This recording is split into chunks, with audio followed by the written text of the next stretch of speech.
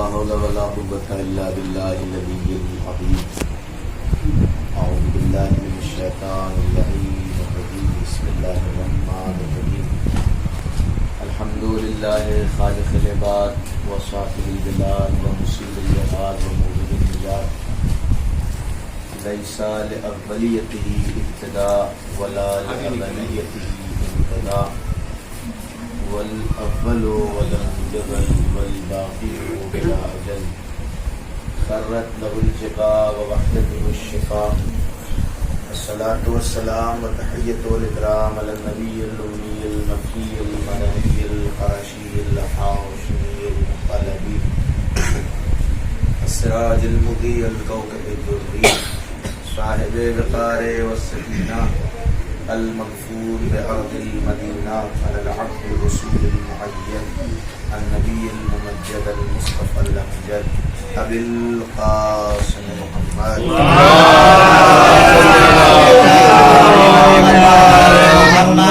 وعلى أهل بيته الطيبين الطاهرين المعصومين المظلومين ولعنة الله على أعدائهم أجمعين من الآن إلى قيام يوم الدين. أما بعد فقد قال الله تعالى في محكم كتابه ومتقن خطابه. بسم الله الرحمن الرحيم. فاذكروني أذكركم. صلوات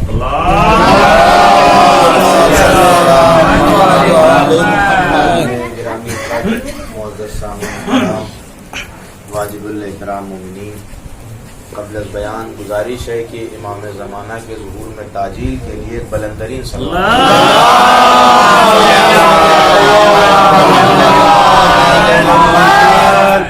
آپ کی خدمت عالیہ میں جس آیہ وافی ہدایہ کا ایک ٹکڑا پیش کیا گیا، کوشش کی جا رہی ہے کہ جس طریقے سے خدا نے ہم سے بہت ساری چیزوں کا تقاضا کیا ہے.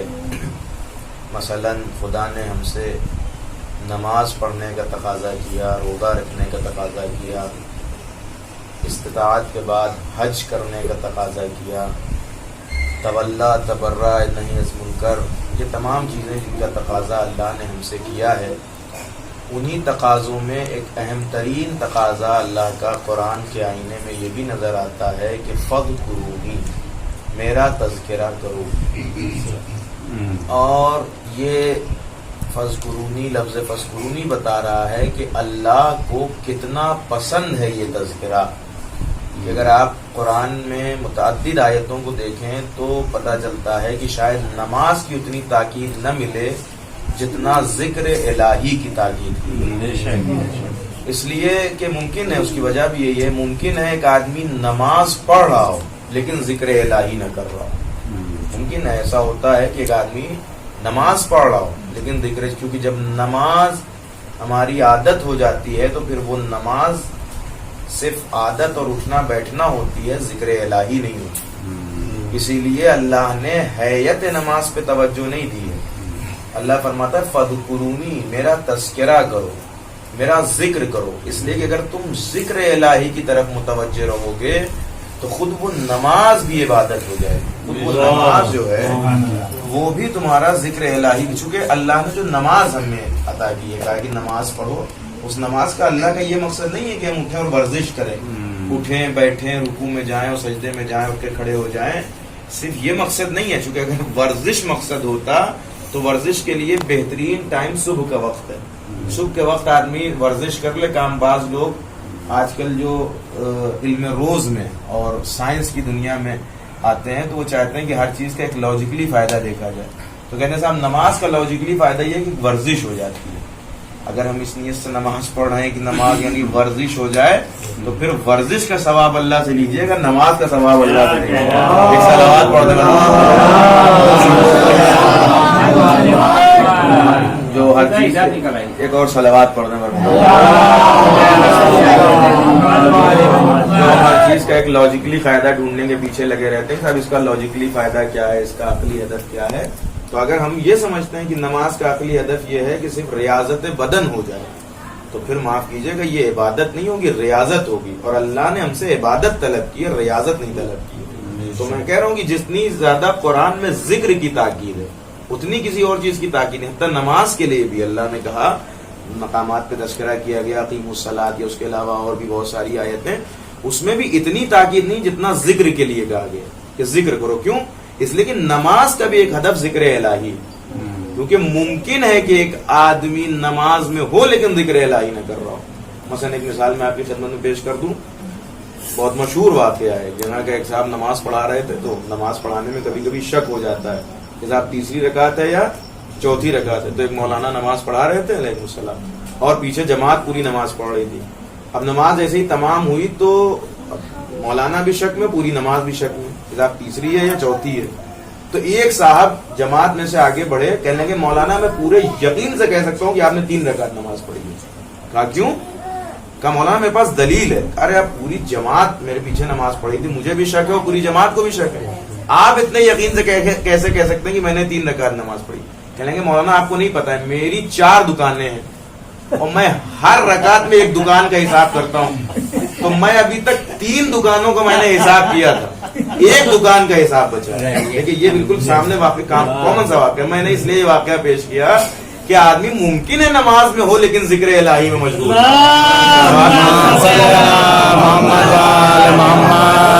آپ کی دلیل دیکھیے, دیکھیے میرے پاس 4 دکانیں ہیں, میں ہر رکعت میں ایک دکان کا حساب کرتا ہوں. ہمارے ساتھ بھی ایسا ہوتا ہے, نماز میں کھڑے ہیں تخیل کہیں اور ہے. تو اللہ نے جو ہم سے نماز مانگی ہے وہ برمائے ذکر. ایک صلوات پڑھ دیں پر محمد.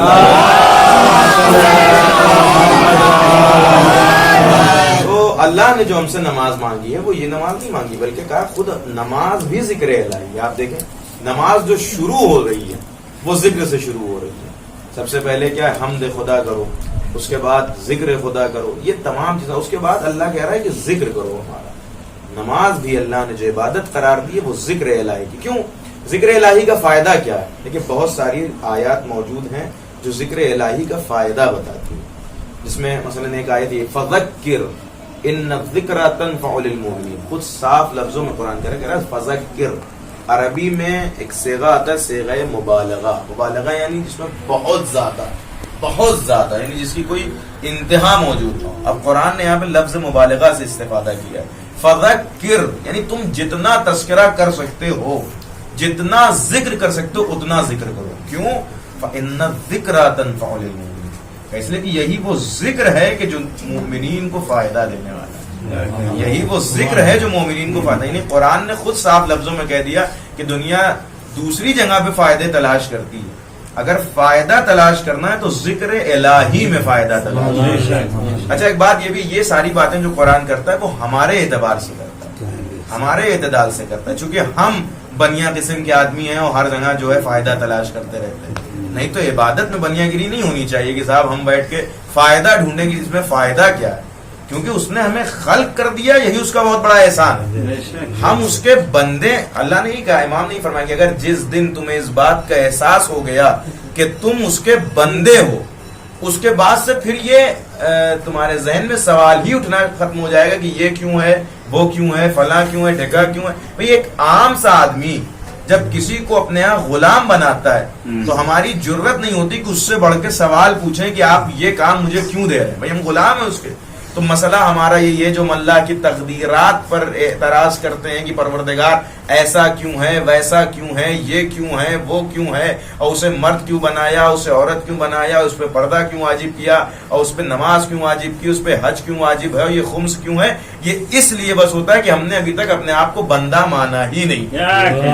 جس دن ہم نے اپنے آپ کو بندہ تسلیم کر لیا کہ ہم خدا کے بندے ہیں, اس کے بعد تقاضۂ عبدیت یہ ہے کہ جو اللہ نے کہا ہے اس پہ سر بر تسلیم ہونا ہے. ایک صلوات پڑھنے پر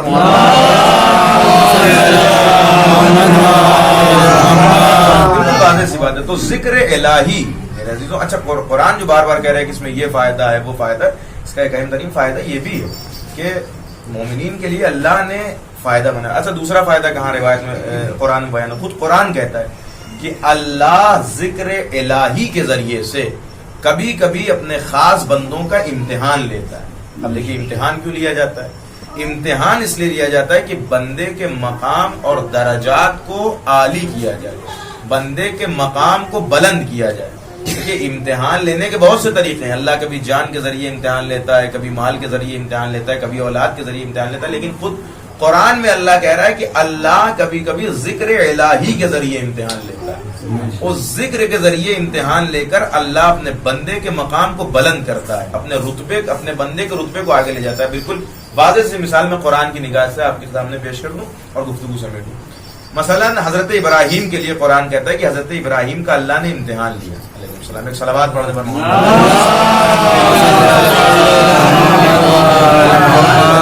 یوں تو بہت سارے انبیاء کا تذکرہ ہے, ان میں ایک اہم ترین جس نبی کا تذکرہ ملتا ہے وہ ہے حضرت ابراہیم. حضرت ابراہیم کے لیے تذکرہ ہی ملتا ہے کہ اللہ نے حضرت ابراہیم کا امتحان لیا. وَإِذِ ابْتَلَىٰ إِبْرَاهِيمَ رَبُّهُ بِكَلِمَاتٍ فَأَتَمَّهُنَّ قَالَ إِنِّي جَاعِلُكَ لِلنَّاسِ إِمَامًا. کچھ کلمات کے ذریعے, کچھ چیزوں کے ذریعے اللہ نے جناب ابراہیم کا امتحان لیا. پھر کیا ہوا کہ جب جناب ابراہیم امتحان میں کامیاب ہو گئے تو اللہ نے جناب ابراہیم کو امام بنایا. دیکھیے حضرت ابراہیم نبی تھے, امام نہیں تھے, لیکن جب امتحان لے لیا پھر اس کے بعد امام بنایا. اور یہیں سے ایک پیغام یہ بھی سمجھایا کہ امتحان کے بعد ہی امامت ملتی ہے.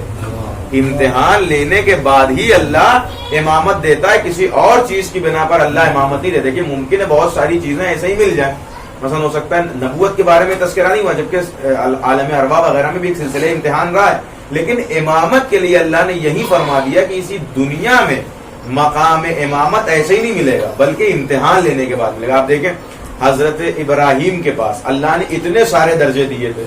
خلت تھی حضرت ابراہیم کے پاس, نبوت تھی, رسالت تھی, اولو العزم تھے, خلیل تھے اللہ کے. سارے مدارج کے باوجود حضرت ابراہیم نے منصب امامت کو طلب کیا. پروردگار مجھے منصب امامت دے دے. اس کا مطلب یہ ہوا کہ سارے درجے رکھنے کے باوجود جب تک منصب امامت حضرت ابراہیم کو نہیں ملا تب تک حضرت ابراہیم بھی مطمئن نہیں تھے, اور حضرت ابراہیم مسلسل دعا کر رہے تھے. تو اللہ نے کہا ابراہیم ایسے ہی اتنی آسانی سے نہیں ملے گا منصب امامت.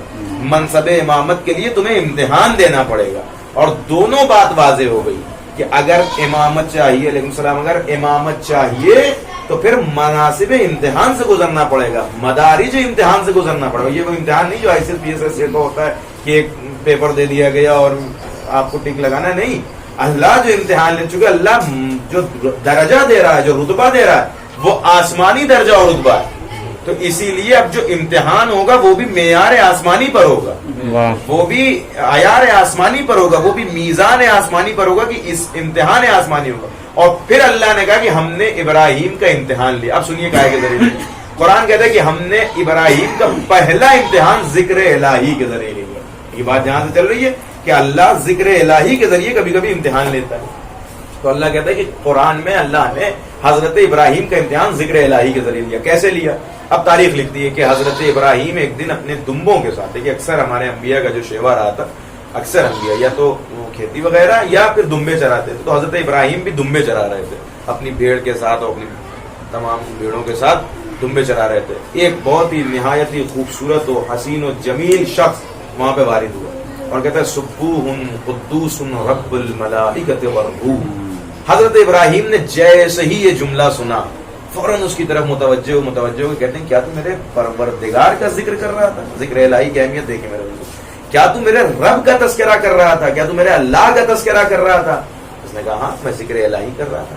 کیا تیری آواز تھی؟ اور اس سے زیادہ کمال اس ذکر میں تھا جو تو دہرا رہا تھا, جو تو پڑھ رہا تھا.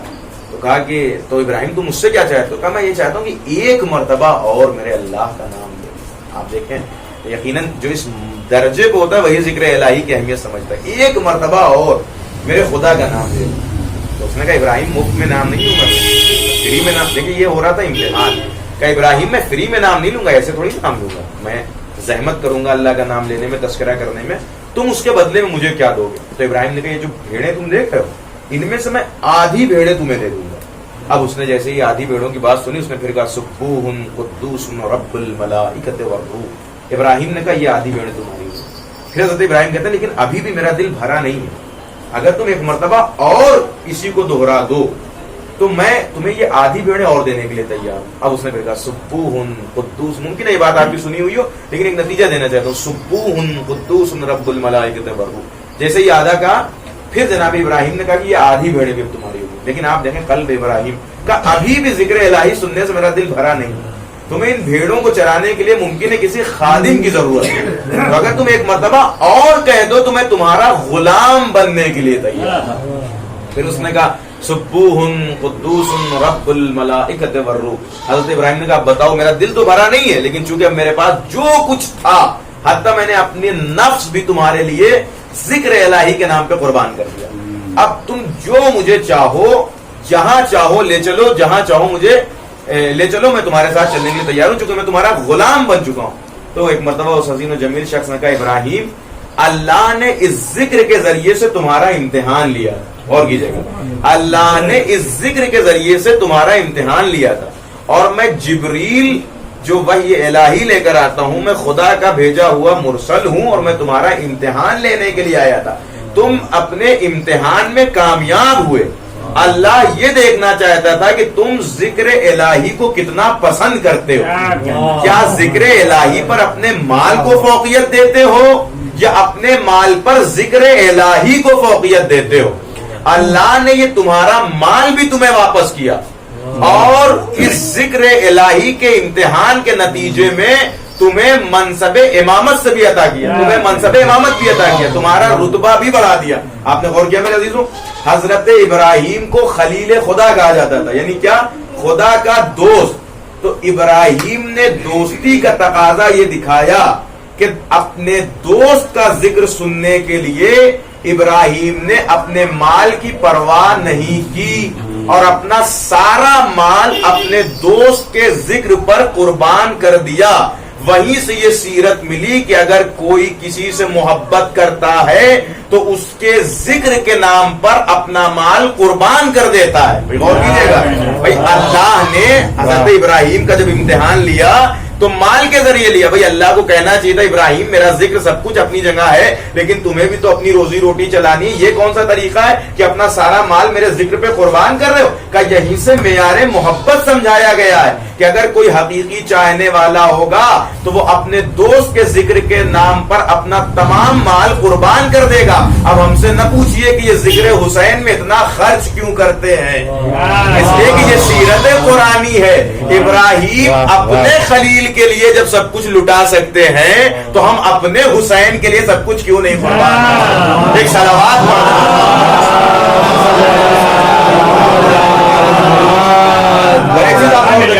حضرت ابراہیم. اچھا امید تو نہیں تھی اس وقت حضرت ابراہیم کو کچھ, حضرت ابراہیم تو سمجھ رہے تھے کہ یہ کام سا آدمی ہے, میرے خدا کا تذکرہ کر رہا ہے, میں اسے سب دے دوں گا. دے بھی دیا حضرت ابراہیم نے سب, لیکن نتیجہ کیا ہوا؟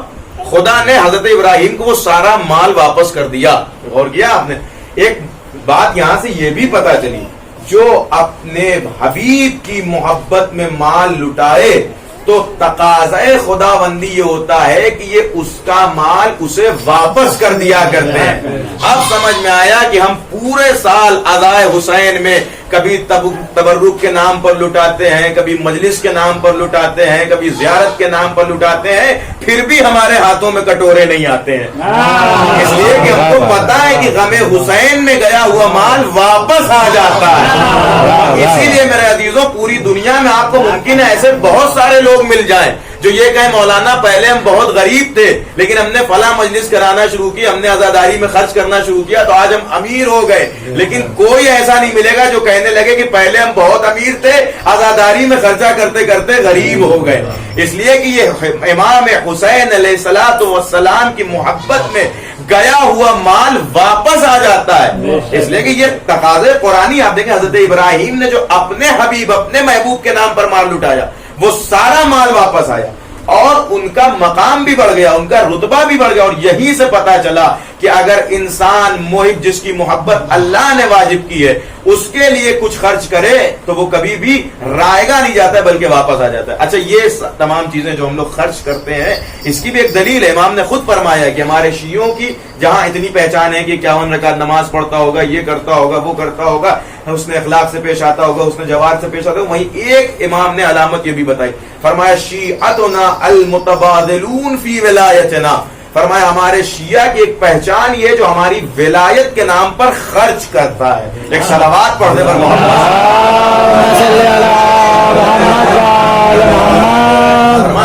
شیعتنا المتبادلون فی ولایتنا، ہمارا شیعہ وہ ہے جو ہماری ولایت کے نام پہ خرچ کرتا ہے. اب خرچ کا یہ مطلب نہیں کہ صرف مال ہی خرچ کیا جائے، ہم اگر اپنا قیمتی وقت نکال کے بھی مجلس اعضاء میں آ رہے ہیں یہ بھی ایک خرچ ہے. اگر ہمارے اندر طاقت نہیں ہے اٹھنے کی بستر سے، اس کے باوجود صرف ہم یہ سوچ کے آ رہے ہیں کہ ایک مجلس ہو رہی چلے مجلس میں شرکت کر لیا جائے، یہ بھی بعنوان خرچ ہے. یہ بھی امام حسین بھی اس کا بھی بدلہ دیتے ہیں امام حسین علیہ السلام، اور اس کا بھی اجر دروازہ اہل بیت سے فراہم ہوتا ہے، دروازہ اہل بیت سے ملتا ہے. یا مثلا اور بہت ساری چیزیں، مثلا ایک شخص امام کے پاس آیا اور کہتا ہے مولا ہم آپ کے شیعہ ہیں، اس کے باوجود ہم جہاں رہتے ہیں وہاں کوئی آپ کا چاہنے والا نہیں، اکیلے ہیں اور ڈرتے ہیں. وہاں پہ ہم کو ایک خوف محسوس ہوتا ہے کہ میرے کو اکیلے آپ کے شیعہ اور جہاں رہ رہے ہیں وہاں کوئی آپ کا چاہنے والا نہیں. تو امام نے فرمایا لو کانت متن لو کانا متن، اگر تم وہاں پر مر جاؤ لامتن، تو تمہیں اللہ ایک امت شمار کرے گا. آپ دیکھیں فرمایا تم وہاں اکیلے ہو، فرمایا لیکن اگر تم وہاں مر جاؤ تو تمہیں اللہ ایک امت شمار کرے گا. فرمایا کہ مولا کیوں؟ کہ اس لیے کہ تم وہاں ہوتے ہوئے مذہب اہل بیت کی پیروی کر رہے ہو. تو ہم کو یہ نہیں سوچنا چاہیے کہ ہم آج ہندوستان میں ہیں اور یہاں ہیں وہاں ہیں یہ ہیں وہ ہیں اکیلے. نہیں، میرے امام نے یہ بھی راہ بتائی. فرمایا کہ اگر تم وہاں مر جاؤ گے تو اللہ تمہیں ایک امت، ایک لشکر شمار کرے گا. اور یہ بہت بڑا جملہ ہے میرا عزیزو، ایک لشکر شمار کرے گا. حضرت ابراہیم کے لیے قرآن میں کہا گیا ہے کہ حضرت ابراہیم اکیلے تھے اپنے دور میں. حضرت ابراہیم جب تبلیغ کر رہے تھے تو اکیلے تھے، لیکن قرآن کہتا ہے کہ حضرت ابراہیم ایک امت کے مانند ہیں. تو میرے عزیزوں یہ دیکھیں، اس واقعے سے یہ بھی پتا چلتا ہے کہ ذکر الہی کی اہمیت کیا ہے. حضرت ابراہیم اپنا سب کچھ لٹا کے ذکر الہی سننا چاہ رہے، ذکر الہی کو گوش گزار کرنا چاہ رہے. کیوں؟ پتا چلے ایک سیرت مل رہی ہے کہ جب انسان کسی کو دوست رکھتا ہے تو اس کے ذکر کے لیے سب کچھ قربان کر دیتا ہے. جیسے حضرت ابراہیم اپنا سارا عمل، لیکن اس کا نتیجہ کیا ہوا؟ اللہ نے کہا کہ ہم ذکر کے ذریعے سے امتحان لیتے ہیں. اللہ نے حضرت ابراہیم کا پہلا امتحان ذکر کے ذریعے سے لیا اور نتیجے میں امامت جیسا درجہ عطا کیا. اب وہی موقع ہمارے لیے فراہم. اللہ نے فرمایا کہ فَاذْكُرُونِي أَذْكُرُكُمْ، اذکرکم کا معنی یہی ہے کہ اگر تم ہمارا ذکر کرو گے تو ہم تمہارا ذکر کریں گے. ذکر کا معنی یہ ہے کہ اگر ہم خدا کا تذکرہ کر رہے ہیں تو خدا ہمارے مدارج میں اضافہ کرے گا، خدا ہمارے رتبوں میں اضافہ کرے گا. اسی لیے روایت بتاتی ہے کہ جب بھی خدا کا کوئی معزز بندہ زمین پر چلتا ہے تو اللہ اپنے فرشتوں کو اور ملائکہ کو متوجہ کر کے کہتا ہے کہ وہ دیکھو میرا بندہ جا رہا ہے. آپ اس لفظ پہ غور کریں، جسے خدا اپنا بندہ کہہ دے. دیکھیں ہم کسی کو اپنا بندہ کہیں وہ اور چیز ہے، یا ہم اپنے آپ کو خدا کا بندہ کہیں وہ اور چیز ہے، لیکن اگر خدا کسی کو اپنا بندہ کہے یہ بندہ اور عبدیت کا کمال ہے، یہ عبدیت کی معراج ہے کہ خدا اسے اپنا بندہ کہے. تو یہ ذکر الہی کا کمال ہے. خدا نے خود کا، خدا نے کسی اور عبادت کے لیے ایسا نہیں کہا کہ تم میری عبادت کرو میں تمہیں یہ کر دوں گا نا، تم میرا ذکر کرو تمہارا تذکرہ کرو، تم میرا ذکر باقی رکھو میں تمہارا ذکر باقی رکھوں گا. اور ہم خدا کا ذکر باقی رکھیں گے تو ممکن ہے اپنی عمر تک اپنی موت تک باقی رکھیں، لیکن اگر خدا کسی کا تذکرہ باقی رکھے گا تو پھر وہ اپنے وجود تک اور اپنے انتہا تک باقی رکھے گا، جہاں تک اسے منظور ہے، جہاں تک اسے مقدور ہے. اور میرے عزیزوں ممکن ہے ہم کسی تذکرے کو باقی رکھیں اور ہم کسی تذکرے کو باقی رکھنا چاہیں تو اس میں بہت ساری مشکلیں آ جاتی ہیں، رکاوٹ آ جاتی ہے. بہت سارے لوگ اس تذکرے کو روک دیتے ہیں. مثلا ہم کسی کا ذکر کرنا چاہیں، دو چار لوگ مخالف ہوں نہیں کرنے دیتے. مثلا آپ دیکھیں مولا علی علیہ السلام کا تذکرہ ہر جگہ تھوڑی آدمی آسانی سے کر پاتا ہے. بہت سارے لوگ ہیں نہیں پسند ہے، نہیں اچھا لگتا انہیں تذکرہ. تو ہم اگر کوئی تذکرہ کر رہے ہیں تو اسے روکا بھی جا سکتا ہے، اسے روکا بھی جا سکتا ہے. لیکن اگر خدا کسی کا تذکرہ کرے تو پھر اسے روکا نہیں جا سکتا.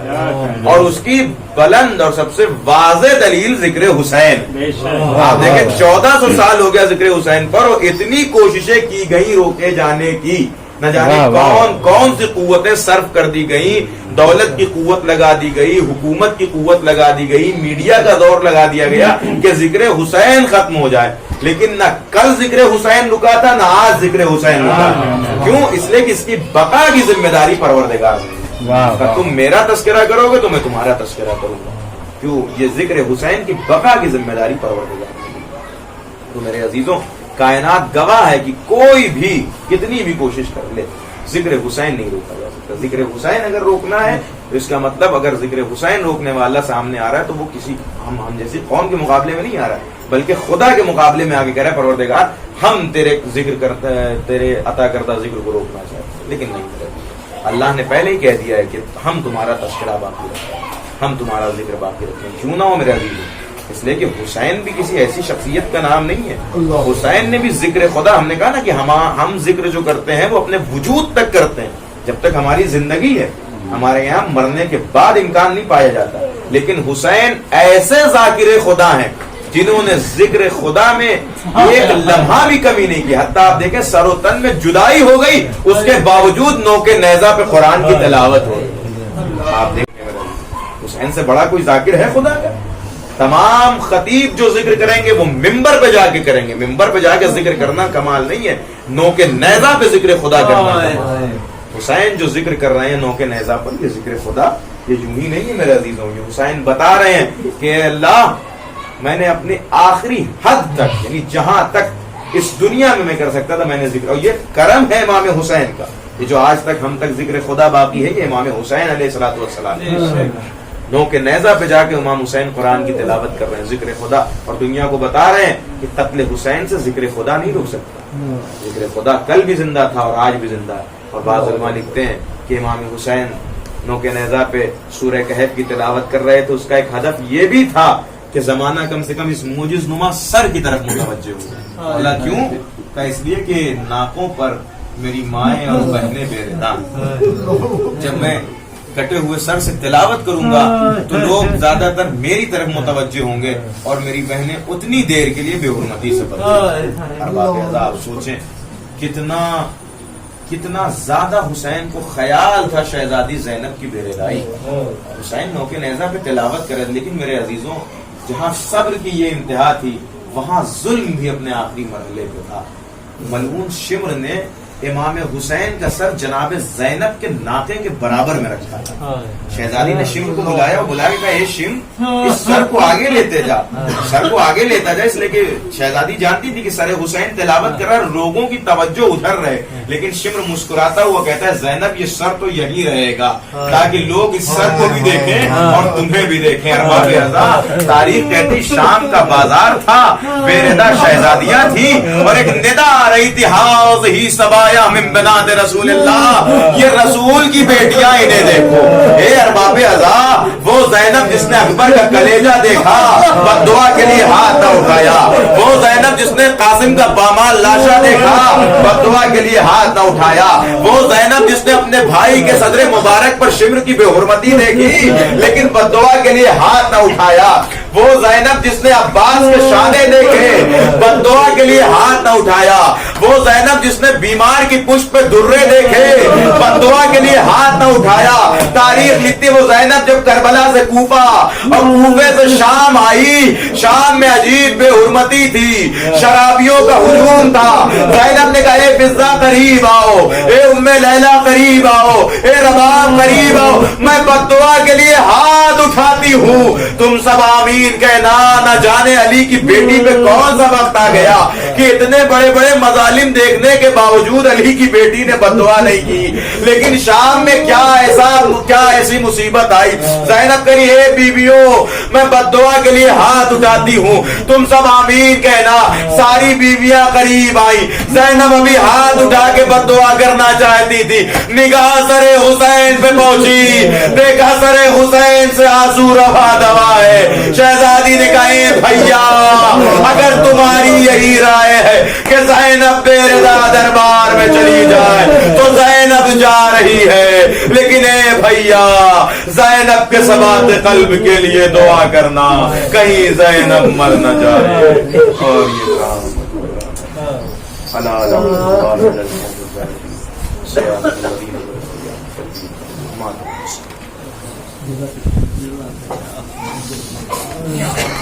Hussein, Hussein, Hussein, Hussein, Hussein, Hussein, Hussein, Hussein, Hussein, Hussein, Hussein, Hussein, Hussein, Hussein, Hussein. چلے مقتل میں خیمے سے، چلے مقتل میں خیمے سے، چلے خیمے سے چلے مقتل خیمے سے یہی کہتے ہوئے سرور چلے مقتل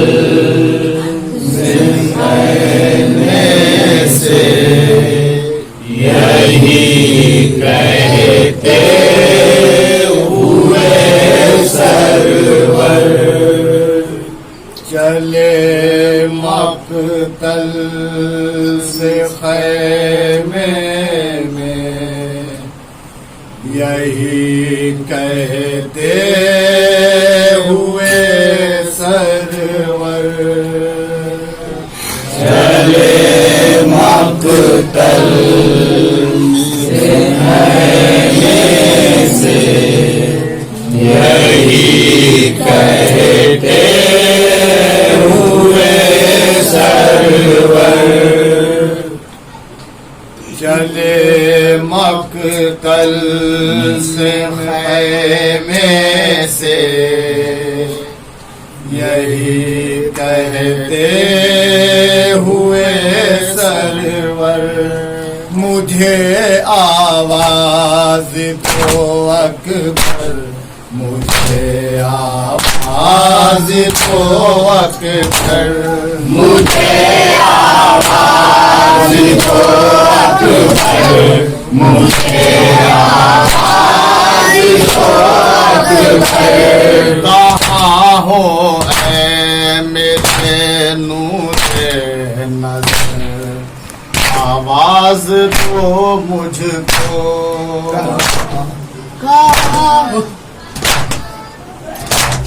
ہو کس عالم میں اے لخت جگر آواز تو مجھ کو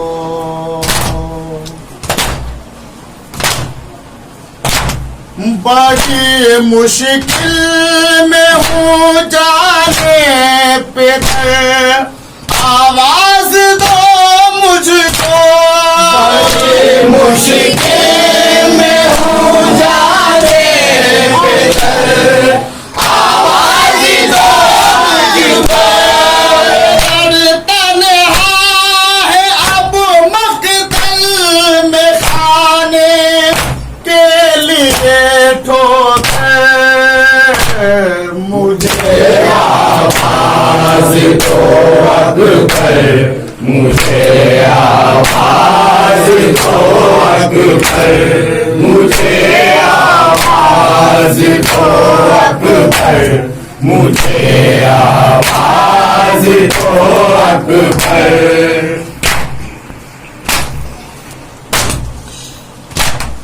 دبے رخصت تمہیں ایک بوند پانی دے نہیں پایا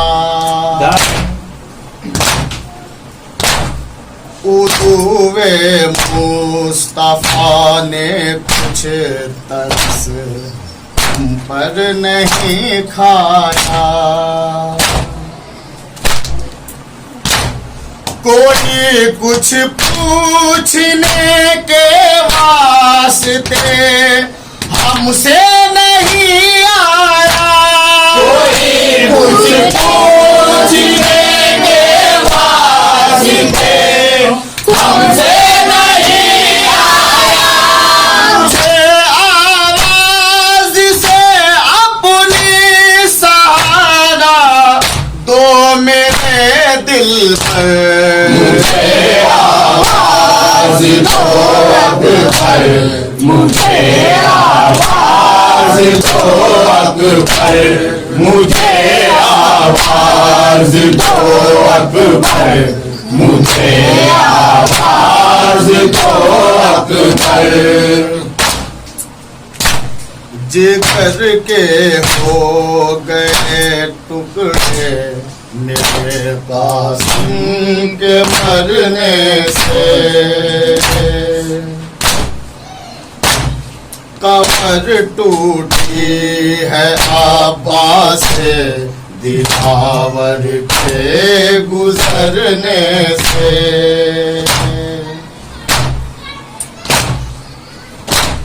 بصارت چل بسی اکبر تمہارے کوچ کرنے سے بصارت چل بسی اکبر تمہارے کوچ کرنے سے مدد کو آئے کیسے پاس یہ لختے دلے ہے مجھے آواز دو اکبر مجھے آواز دو اکبر مجھے آواز دو اکبر مجھے آواز دو اکبر دکھائی کچھ نہیں دیتا میں بیٹا کدھر جاؤں ادھر جاؤں خبر گیری کو آہٹ کچھ بھی پاؤں تمہیں کیا لذت درد دلے اولاد بدلاؤں تمہیں کیا لذت درد دلے اولاد بدلاؤ تمہارے بعد بیٹا خاک ہے اس زندگانی پر مجھے آواز دو اکبر مجھے آواز دو اکبر مجھے آواز دو اکبر مجھے آواز دو اکبر ابھی خیمے سے مقتل میں علی اصغر کو لانا ہے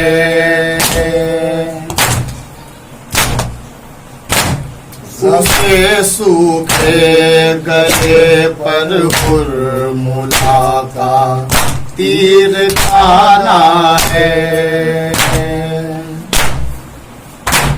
زمین میں چاند سی صورت علی اکبر چھپانا ہے زمین میں چاند سی صورت علی اکبر چھپانا ہے تڑپ کر شاہدی رضوان کہتے تھے یہی اکثر مجھے آواز دو اکبر مجھے آواز دو اکبر مجھے آواز دو اکبر مجھے آواز دو اکبر چلے مقتل میں خیمے سے یہی کہتے ہوئے